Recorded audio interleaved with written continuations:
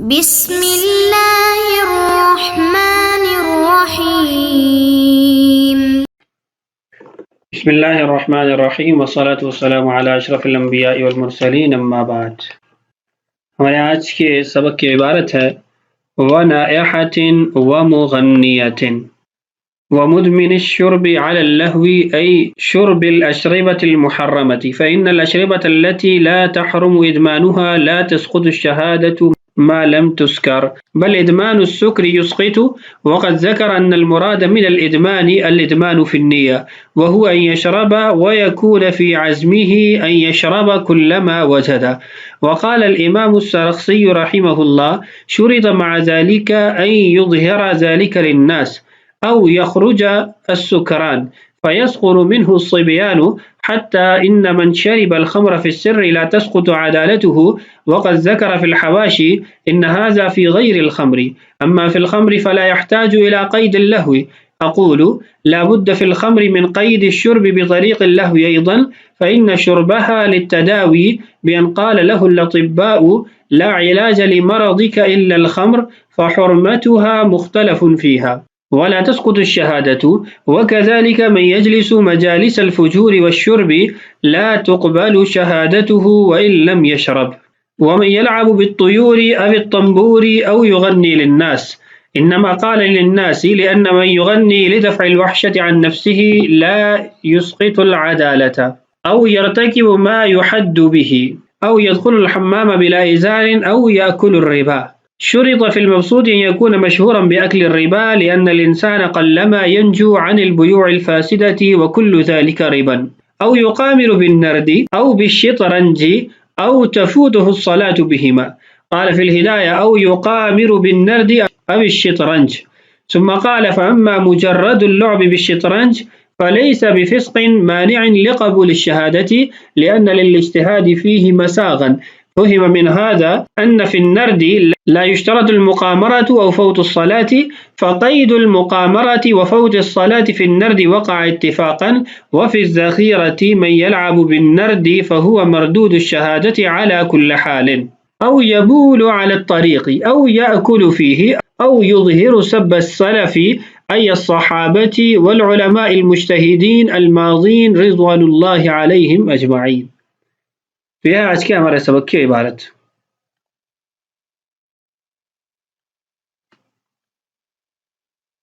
اس عبارت کا سب سے پہلا مسئلہ یہ ہے کہ نوحہ کرنے والی عورت، یعنی پیشہ کے طور پر آواز سے رونے والی عورت، اس کی گواہی قبول نہیں کی جائے گی۔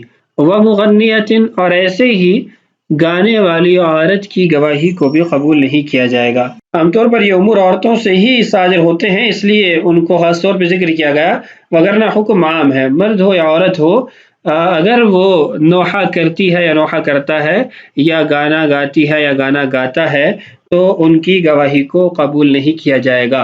اور گانا گانے سے مراد بھی یہ ہے کہ لوگوں کے سامنے گاتا ہو، اگر تنہائی کے اندر وہ اپنی وحشت کو دور کرنے کے لیے، دل بہلانے کے لیے کچھ گنگناتا ہے تو اس کی اجازت ہوگی، اور اس کی بنیاد پر اس کی گواہی کو رد نہیں کیا جا سکتا۔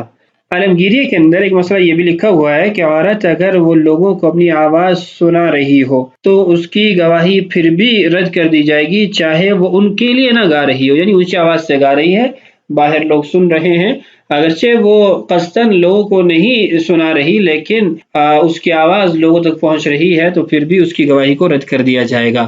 نائحہ اور مغنیہ کی گواہی رد کرنے کی دلیل رسول اللہ صلی اللہ علیہ وسلم کا ارشاد ہے، جو آپ کے سامنے اسکرین پر موجود ہے۔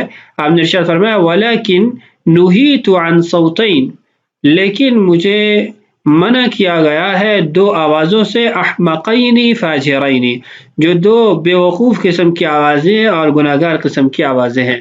پہلی آواز صوت عند مصیبت خمش وجوہ وشق جیوب، ایک آواز وہ جو مصیبت کے وقت نکالی جاتی ہے، جس کے اندر چہرے کو نوچا جاتا ہے، گریبان پھاڑے جاتے ہیں۔ ورنت شیطان، اور دوسری شیطان کی گھنٹی ہے، شیطان کی آواز ہے، یعنی گانا وغیرہ۔ آگے چلتے ہیں۔ وَمُدْمِنِ الشُّرْبِ عَلَى اللَّهْوِ، اور شراب کا عادی جو شراب کو لہو و لعب کے لیے، لہو و سرور کے لیے پیتا ہو۔ اس کی آگے تفصیل عبارت کے اندر ہی موجود ہے، اسی میں سمجھ لیتے ہیں۔ اس سے پہلے اس بات کو عرض کر دیتا ہوں کہ مشروبات 3 قسم کی ہیں۔ ایک مشروبات وہ ہیں کہ جو حلال ہیں، جیسے دودھ ہے، پانی ہے، دیگر اس طرح کی چیزیں جو حلال ہیں، ان کو مداومت کے طور پر پینا یا لہو و لعب کے طور پر پینا، اس سے کوئی فرق نہیں پڑتا، کسی قسم کا گناہ لازم نہیں آتا۔ مشروبات کی جو دوسری قسم ہے وہ ایسے مشروبات ہیں جو حرام بھی ہیں، نجس بھی ہیں۔ نجس کا مطلب یہ ہے کہ اگر کپڑے وغیرہ پہ گر جائیں تو کپڑا ناپاک ہو جاتا ہے۔ ایسے مشروبات میں خمر کا شمار ہوتا ہے، شراب کا شمار ہوتا ہے کہ اس کا ایک قطرہ بھی فاسق بنانے کے لیے کافی ہے اور گواہی کو رد کرنے کے لیے کافی ہے۔ ہاں، شرط یہ ہوگی کہ اس صورت کے اندر وہ علانیہ طور پر پی رہا ہو، اور پینا بھی وہ ضرورت کی بنیاد پر نہ ہو کہ وہ اپنے علاج کے لیے پی رہا ہے، بلکہ لہو و لعب کے لیے، سرور کے لیے، یا ویسے لوگوں کے سامنے پیتا ہے۔ تیسری قسم کے جو مشروبات ہیں وہ ایسے مشروبات ہیں جو حرام تو ہیں لیکن نجس نہیں ہیں، جیسے افیون وغیرہ ہے کہ یہ حرام تو ہیں لیکن نجس نہیں ہے۔ تو ان کا مسئلہ یہ ہے کہ اگر ان کو پابندی سے، یعنی مداومت سے پیا جائے اور دوائی کے طور پر نہ پیا جائے بلکہ لہو سرور کے لیے پیا جائے تو پھر بھی گواہی کو رد کر دیا جائے گا۔ آگے اب عبارت پڑھ کے جو تفصیلات ہیں وہ سمجھتے ہیں۔ ای شرب الاشربۃ المحرمۃ، یہ جو متن کے اندر الشرب ہے اس کا مطلب حرام مشروبات ہیں۔ فإن الأشربة التي لا تحرم إدمانها لا تسقط الشهادة ما لم تسكر، دیگر جو مشروبات ہیں جن کا پابندی سے، مداومت سے پینا وہ حرام نہیں ہے، اس سے شہادت ساقط نہیں ہوتی جب تک کہ نشے میں اس کو نہ کر، جب تک نشہ نہ چڑھ جائے تو اس کی جو گواہی ہے اس کو رد نہیں کیا جائے گا۔ بل ادمان السکر یسقط، بلکہ پابندی سے اگر وہ اس کے ذریعے نشہ کرتا ہے تو اس کی عدالت ساقط ہو جائے گی۔ وقد ذکر ان المراد من الادمان، اب یہاں سے ادمان کی تعریف بیان ہو رہی ہے کہ ادمان کس کو کہتے ہیں۔ کہہ رہے ہیں الادمان فی النیہ، ادمان کا مطلب یہ ہے کہ اس کی نیت میں ادمان ہونا چاہیے، یعنی اس کی نیت میں یہ بات ہو کہ میں نے پابندی سے، مداومت سے عادتاً اس کو پینا ہے۔ اور نیت میں ادمان کا مطلب ہے ان یشرب ویکون فی زعمہ ان یشرب کلما وجد، کہ وہ پیے اور اس کے ذہن میں، دل دماغ میں یہ بات ہو کہ جب بھی ملے گی پیوں گا۔ تو جب اس نے یہ نیت کی ہوئی ہے تو اس کی اس نیت کو ہی ادمان قرار دیا جائے گا، اس کو شراب کا عادی قرار دیا جائے گا۔ وقال الامام السرخسی رحمہ اللہ، امام سرخسی رحمہ اللہ فرماتے ہیں شرط مع ذلك ان يظهر ذلك للناس، کہ ادمان کے ساتھ، نیت کے ساتھ اس بات کو بھی شرط قرار دیا گیا ہے کہ وہ لوگوں کے سامنے پیے، اس شراب کے پینے کے عمل کو لوگوں کے سامنے ظاہر کرے۔ او یخرج السکران، یا پھر وہ نشے کی حالت میں نکلے، فیسخر منہ الصبیان، تو لڑکے اس کے ساتھ مسخرہ کریں، اس کا مذاق اڑائیں۔ حتی ان من شرب الخمر فی السر لا تسقط عدالته، اگر کوئی خفیہ طور پر چھپ کر شراب پیتا ہے تو اس کی عدالت ساقط نہیں ہوگی، یعنی اس کی عدالت ساقط نہ ہونے کا مطلب یہ ہے کہ اس کی گواہی قبول کر لی جائے گی، البتہ اللہ تعالیٰ کے ہاں وہ فاسق ہی ہوگا، گناہ گار ہی ہوگا۔ وقد ذکر فی الحواشی، حواشی کے اندر اس بات کو ذکر کیا گیا۔ حواشی سے مراد ہدایہ کے حواشی ہیں۔ ان ھذا فی غیر الخمر، یہ جو مسئلہ ہے یہ خمر کے علاوہ دیگر جو مشروبات ہیں ان کے بارے میں ہے، دیگر نشہ آور مشروبات کے بارے میں ہے۔ اما فی الخمر فلا يحتاج الى قید اللہو، خمر کے اندر لہو و لعب کی قید لگانے کی ضرورت نہیں ہے، لہو و لعب سے اس کو مقید نہیں کیا جائے گا۔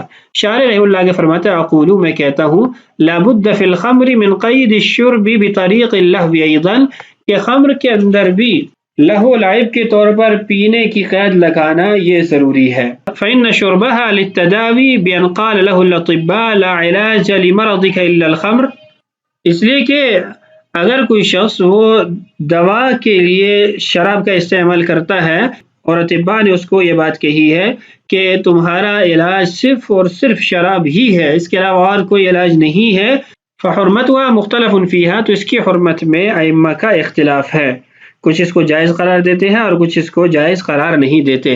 اس کے جو دلائل ہیں وہ آپ تفصیلی کتابوں کے اندر ترمذی شریف وغیرہ میں پڑھ لیں گے کہ رسول اللہ صلی اللہ علیہ وسلم نے قبیلہ عرینہ کہ لوگوں کو صدقہ کی اونٹوں کے پیشاب کے پینے کا حکم دیا تھا کہ ان کے پیٹ پھول گئے تھے، ان کو آب و ہوا موافق نہیں آ رہی تھی، تو اس بنیاد پر بعض فقہا ضرورت کی بنیاد پر حرام چیز سے تداوی کی اجازت دیتے ہیں، اور دیگر جو علماء ہیں ان کا جو مسلک ہے کہ تداوی بالحرام جائز نہیں ہے۔ ان کی دلیل یہ ہے کہ رسول اللہ صلی اللہ علیہ وسلم نے ارشاد فرمایا کہ اللہ تعالیٰ نے تمہاری شفا کو تمہاری حرام چیزوں کے اندر نہیں رکھا۔ ان کی جو تفصیلات ہیں وہ آپ آگے آنے والی جو کتابیں ہیں ان میں پڑھتے رہیں گے۔ آگے ہم اپنا سبق جاری رکھتے ہیں۔ وَلَا تَسْقُطُ الشَّهَادَةُ، اور شہادت گواہی اس سے ساقط نہیں ہوگی۔ اس کے بعد وَكَذَلِكَ مَن يَجْلِسُ مَجَالِسَ الْفُجُورِ وَالشُّرْبِ، کہ اگر کوئی گناہ کی مجالس میں شرکت کرتا ہے یا شراب کی پینے پلانے کی مجالس میں شرکت کرتا ہے تو اس کی گواہی کو بھی قبول نہیں کیا جائے گا۔ لا تقبل شہادتہ وإن لم يشرب، وہ نہ بھی پیے پھر بھی اس کی گواہی کو قبول نہیں کیا جائے گا۔ اس کی وجہ یہ ہے کہ ایسی مجالس میں بیٹھنا منع ہے۔ اللہ تعالیٰ قرآن پاک میں ارشاد فرماتے ہیں فَلَا تَقْعُدْ بَعْدَ الذِّكْرَىٰ مَعَ الْقَوْمِ الظَّالِمِينَ، کہ نصیحت کے بعد ظالم قوم کے ساتھ آپ مت بیٹھا کریں۔ اور عمر بن عبدالعزیز رحمہ اللہ کے متعلق بھی آتا ہے کہ وہ گناہ کی مجالس قائم کرنے والے اور اس میں شرکت کرنے والوں کو مارا کرتے تھے، ان کو سزا دیا کرتے تھے۔ آگے ہے وَمَن يَلْعَبُ بِالطُّيُورِ، کہ جو پرندہ بازی کرتا ہے اس کی گواہی کو بھی قبول نہیں کیا جاتا۔ وَمَن يَلْعَبُ بِالطُّيُورِ، یہ بھی گواہی رد کرنے کا ایک سبب ہے کہ جو شخص پرندہ بازی کرتا ہو اس کی گواہی کو بھی قبول نہیں کیا جائے گا۔ پرندہ بازی کرنے کا مطلب یہ ہے کہ وہ پرندوں کے ساتھ کھیلنا اپنا مشغلہ بنا لے۔ ہاں، صرف اگر پرندے پالے ہوئے ہیں تو اس کو گواہی رد کرنے کا سبب اور ذریعہ نہیں قرار دیا جائے گا۔ پرندہ بازی کرنے کی وجہ سے جو گواہی رد کی جاتی ہے اس کے عام طور پر دو وجوہات ذکر کی جاتی ہیں۔ ایک وجہ تو یہ ہے کہ اس سے غفلت پیدا ہوتی ہے، اور غفلت سے انسان کے اندر نسیان، بھولنے کا جو مادہ ہوتا ہے وہ پیدا ہو جاتا ہے، اور گواہی کے اندر تو اچھا حفظ اور قوت حافظہ وہ ضروری ہوتا ہے تاکہ گواہی درست بنیادوں پر دی جائے۔ اور دوسرا یہ کہ پرندہ باز جو ہے وہ لوگوں کی چھتوں پر چڑھتا ہے، ادھر ادھر جھانکتا ہے، لوگوں کے گھروں میں جھانکتا ہے، جس سے نامحرم عورتوں پر اس کی نظر پڑتی ہے، اور یہ بھی حرام ہے۔ اس کی وجہ سے وہ فاسق ہو جاتا ہے، اور فاسق ہونے کی وجہ سے اس کی گواہی قبول نہیں کی جاتی۔ مزید بھی اس کی کچھ وجوہات ہوتی ہیں، نمازوں کے اندر غفلت آ جاتی ہے، اور دیگر ایسے امور انسان کے اندر پیدا ہو جاتے ہیں جو گواہی کو ساقط کرنے کے لیے کافی ہوتے ہیں۔ اب تنبور یہ ایک باجا ہے، تو باجا بجانے والوں کی بھی گواہی قبول نہیں کی جاتی۔ او یغنی للناس، یا پھر لوگوں کے لیے گانا گانے والا۔ دو باتیں یہاں پر، یغنی گانا گانا اور للناس لوگوں کے لیے۔ اس قید کا آگے فائدہ دیکھیے، انما قال للناس، جو للناس کی قید ہے لوگوں کے لیے گانا، یہ اس لیے ہے لأن من یغنی لدفع الوحشت عن نفسه لا یسقط العدالة، کہ جو شخص اپنی وحشت کو دور کرنے کے لیے تنہائی کے اندر اپنا دل بہلانے کے لیے گانا گاتا ہے تو یہ عمل اس کا عدالت کو ساقط نہیں کرتا۔ ہاں، لوگوں کے لیے جب گائے گا تو اس کے اندر اس کی عدالت ساقط ہو جائے گی۔ اس میں بھی دو وجوہات پائی جاتی ہیں۔ ایک وجہ تو یہ کہ لوگوں کو حرام پر جمع کرتا ہے، یہ فسق ہے، اور دوسرا یہ کہ اپنے گناہ کا اعلانیہ اظہار کرتا ہے، لوگوں کے سامنے اس کو ظاہر کرتا ہے، اور یہ بھی کبیرہ گناہ ہے۔ تو ان امور کی وجہ سے گواہی ساقط ہو جائے گی، گواہی قبول نہیں کی جائے گی۔ اگلا سبب او یرتکب ما یحد به، ایسا کبیرہ گناہ کرتا ہے جس سے حد لازم ہوتی ہے، زنا ہے، چوری ہے، تہمت لگانا ہے، اس طرح کی جتنے بھی امور ہیں جن سے حد جاری ہوتی ہے، اگر وہ ان کا ارتکاب کرتا ہے تو اس کی گواہی قبول نہیں کی جائے گی۔ او یدخل الحمام بلا ازار، یا حمام کے اندر بغیر ازار کے، بغیر سطر ڈھانپے وہ داخل ہوتا ہے۔ یہاں حمام سے مراد ہمارے معروف حمام نہیں ہے، بلکہ یہ پہلے زمانے میں تالاب کی صورت کے ہوتے تھے، اور وہاں لوگ اکٹھے نہایا کرتے تھے۔ تو اگر ایسی جگہ پر وہ نہا رہا ہے جہاں اور لوگ بھی ہیں، اور اس نے اپنا سطر نہیں ڈھانپا ہوا، سطر غلیظہ کو نہیں چھپایا ہوا، اور وہاں پر اور افراد بھی ہیں، تو اس صورت کے اندر اس کی گواہی کو قبول نہیں کیا جائے گا، اس لیے کہ یہ بھی کبیرہ گناہ ہے۔ او یاکل الربا، یا پھر سود کھانے والا ہو، سود کھانے کے اندر مشہور ہو، شرط فی المبسوط، مبسوط کے اندر یہ شرط لگائی گئی ہے، او یاکل الربا کے ساتھ، ان یکون مشہورا باکل الربا، کہ وہ سود خور مشہور ہو، یعنی سود کھانے کی صفت سے مشہور ہو. لأن الانسان قلما ينجو عن البيوع الفاسدة وكل ذلك ربا، اس لیے کہ بے فاسد سے آدمی عام حالات میں نہیں بچ سکتا، بہت کئی مرتبہ ایسا ہوتا ہے کہ بیع فاسدہ قائم ہو جاتی ہے، وکل ذالک ربا، یہ بھی ربا کی ایک صورت قائم ہو جاتی ہے. تو اس لیے مطلقاً یہ کہنا کہ ربا کھانے والے کی گواہی قبول نہیں کی جائے گی، تو پھر بیع فاسدہ کا اس سے استثناء نہیں ہو سکے گا. اس لیے یوں کہنا چاہیے کہ وہ سود کھانے کے اندر مشہور ہو. اگلے اسباب دیکھیے، او یقامر بالنرد او بالشطرنج او تفوتہ الصلاۃ بہما، یا پھر نرد شطرنج جوئے کے ساتھ کھیلنے والا ہو، یا پھر نرد اور شطرنج کھیلتے ہوئے نماز فوت ہو جائے تو پھر بھی گواہی قبول نہیں کی جائے گی. نرد اور شطرنج، اس کی تفصیل سن لیجئے. نرد ایسا کھیل ہے کہ جس سے مطلقاً انسان کی گواہی مردود ہو جاتی ہے، چاہے نماز فوت ہو یا نہ ہو، اور اس کے ساتھ جوا لگائے نہ لگائے، کثرت سے قسمیں اٹھائے نہ اٹھائے، یا مداومت سے کھیلتا ہے، یا کبھی کبھی کوئی بھی صورت ہو، کسی قسم کی قید نہیں لگائی جائے گی. مطلقاً نرد وہ انسان کے مردود الشہادہ ہونے کا سبب ہے. اس لیے کہ رسول اللہ صلی اللہ علیہ وسلم نے ارشاد فرمایا، من لعب بالنرد فهو ملعون، نرد کھیلنے والا ملعون ہے. اور ایک روایت میں ہے کہ من لعب بالنرد فكأنه صبغت يده بدم خنزير ولحمه. مفہوم ہے حدیث کا کہ جو نرد کھیلتا ہے تو گویا اس نے اپنے ہاتھوں کو خنزیر کے خون اور گوشت سے لت لیا، اپنے ہاتھوں کے ساتھ اس کو مل لیا. تو نرد تو مطلقاً حرام ہے اور وہ کھیلنے والا مردود الشہادہ ہے. البتہ شطرنج کے اندر تفصیل ہے. شطرنج کے ساتھ کچھ قیودات لگائی گئی ہیں، اس لیے کہ مطلقاً شطرنج کھیلنا یہ امام مالک اور امام شافعی رحمہ اللہ کے نزدیک حلال ہے، حرام نہیں ہے، کہ نزدیک یہ مکروہ ہے، حرام نہیں ہے. تو جب اتنے بڑے ائمہ اس کے حلال ہونے کے، جائز ہونے کے قائل ہیں، تو اس کو پھر مردود الشہادہ کا سبب قرار دینا یہ درست نہ ہوگا. تو اس لیے اگر تو شطرنج کھیلتے ہوئے اس کی نماز فوت ہو جاتی ہے، یا شطرنج کھیلتے ہوئے وہ کثرت سے جھوٹی قسمیں کھاتا ہے، یا پھر شطرنج کھیلتے ہوئے وہ مداومت اختیار کرتا ہے، یعنی مستقل وہ شطرنج کھیلتا ہے، یا گناہوں کا تذکرہ کرتا ہے، یا پھر شطرنج وہ جوا لگا کے کھیلتا ہے، تو ان تمام صورتوں کے اندر شطرنج کی بھی ہم گواہی ساقط کرنے کا، گواہی رد کرنے کا سبب قرار دیں گے، ذریعہ قرار دیں گے. اور اگر صرف شطرنج کھیل رہا ہے، نمازوں کے وقت متاثر نہیں ہے، اور گناہوں کے تذکرے نہیں ہیں، کثرت سے قسمیں نہیں کھائی جا رہی، مداومت نہیں اختیار کی جا رہی، جوا نہیں کھیلا جا رہا، تو اگر یہ امور نہیں ہے تو پھر شطرنج سے ہم گواہی کو رد نہیں کریں گے. آئیے عبارت پڑھتے ہیں اور صاحب ہدایہ نے جو عبارت لکھی ہے اس کو بھی سمجھتے ہیں. فرماتے ہیں، او یقامر بالنرد، یا پھر نرد جوئے کے ساتھ کھیلنے والا ہو، او بالشطرنج، یا پھر شطرنج کے ساتھ جوا کھیلتا ہو. یہ شطرنج بھی پڑھا جاتا ہے، شطرنج بھی پڑھا جاتا ہے، شین کی کسرہ کے ساتھ شطرنج، یہ زیادہ افصاح ہے. او تفوتہ الصلاۃ بہما، یا پھر شطرنج اور نرد کھیلتے ہوئے نماز چھوٹ جاتی ہے. قال فی الہدایہ، ہدایہ میں ہے، او یقامر بالنرد او الشطرنج، یا پھر نرد اور شطرنج کے ساتھ جوا کھیلنے والا ہو. یہ تو صورت مسئلہ. اب یہاں عبارت کے اندر اگر آپ غور کریں تو بالنرد اور بالشطرنج یہ دونوں یقامر سے متعلق ہیں. تو اس سے یوں معلوم ہوتا ہے کہ اگر نرد کے ساتھ بھی جوا کھیلے گا تب وہ حرام ہوگا. ایسے ہی صاحب ہدایہ کی عبارت سے بظاہر یوں ہی معلوم ہوتا ہے، یقامر بالنرد او بالشطرنج، دونوں ایک ہی عبارتیں ہیں، وقایہ کی بھی اور ہدایہ کی بھی. لیکن حقیقت میں یہ ہے کہ نرد یہ مطلقاً حرام ہے، اس کے ساتھ جوا ہو یا نہ ہو.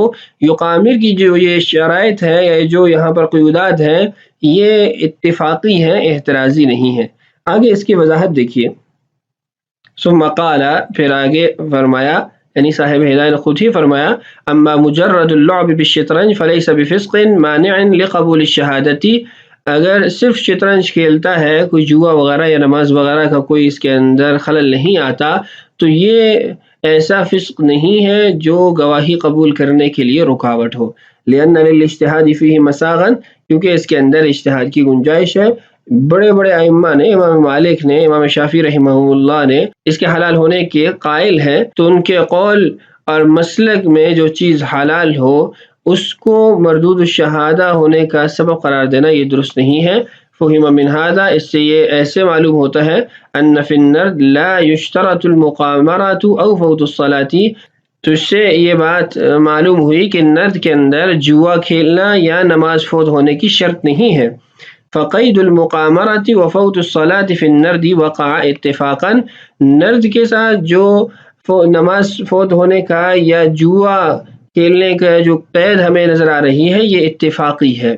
وفی الذخیرۃ، اور ذخیرہ کے اندر ہے، یہ ذخیرۃ الفتاوی جو کہ الذخیرۃ البرہانیہ کے نام سے مشہور ہے، اس میں ہے من یلعب بالنرد، جو نرد کے ساتھ کھیلے گا مطلقاً، فہو مردود الشہادۃ علی کل حال، وہ ہر حال میں مردود الشہادہ ہوگا، اس کی گواہی کو قبول نہیں کیا جائے گا. خلاصہ یہ ہے کہ شطرنج کے اندر قیودات ہیں، اگر تو اس سے نماز فوت ہوتی ہے یا جوا کھیلتا ہے یا کثرت سے قسمیں اٹھاتا ہے، راستے میں کھیلتا ہے، مداومت اختیار کرتا ہے، اس جیسے جو امور ہیں، اگر تو یہ بھی شطرنج کے ساتھ ملے ہوئے ہیں، یہ بھی جڑے ہوئے ہیں، تو پھر تو گواہی رد کر دی جائے گی. بصورت دیگر اس کی گواہی رد نہیں ہوگی. البتہ نرد جو ہے اس کو مطلقاً مردود الشہادہ ہونے کا سبب قرار دیا جائے گا. اس کے بعد ہے او یبول علی الطریق، یا راستے میں پیشاب کرے، او یاکل فیہ، یا راستے میں کھائے، اس کی پہلے تفصیل گزر چکی. او یظہر سب السلف، یا سلف کو علانیتاً گالیاں دے. ای الصحابہ والعلماء المجتہدین الماضین رضوان اللہ علیہم اجمعین، سلف سے مراد صحابہ اور مجتہد علماء جو گزر چکے ہیں، اللہ ان سب سے راضی ہو. اگر ایسے حضرات کو وہ گالیاں علانیتاً دیتا ہے تو اس کی بھی گواہی رد کی جائے گی. اگر ان کا بغض دل میں رکھے ہوئے ہے اور ظاہراً ان کو گالیاں نہیں دیتا تو پھر اس کی گواہی قبول کر لی جائے گی. اس کی وجہ یہ ہے کہ حکم جو ہے وہ ظاہر پر لگتا ہے، باطن پر نہیں لگتا. اور یہ جو پہلے بات گزری ہے او یبول علی الطریق او یاکل فیہ، اس میں اصل جو بنیاد ہے وہ ہر علاقے کی عرف ہے. اگر عرف کے اندر ایک چیز کا راستے میں کھانا معیوب سمجھا جاتا ہے تو پھر وہ گواہی رد ہونے کا ذریعہ ہوگا. اور ایسے ہی اگر وہ راستے میں ایسے مقام پر پیشاب کرتا ہے جس سے لوگ معیوب سمجھتے ہیں تو پھر بھی اس کی گواہی رد کر دی جائے گی. اگر عرف کے اندر ان چیزوں کو دناءت اور خلاف مروت نہیں شمار کیا جاتا تو پھر اس کی گواہی رد نہیں ہوگی. یہ تھا آج کا ہمارا سبق. جو بقیہ مسائل ہیں انشاءاللہ آنے والی ویڈیوز میں پڑھتے رہیں گے. اللہ تعالیٰ سے دعا ہے اللہ تعالیٰ ہمارے لیے اسباق کی تکمیل آسان فرمائے. اللہ تعالیٰ ہم سب کا حامی و ناصر ہو. السلام علیکم ورحمۃ اللہ وبرکاتہ.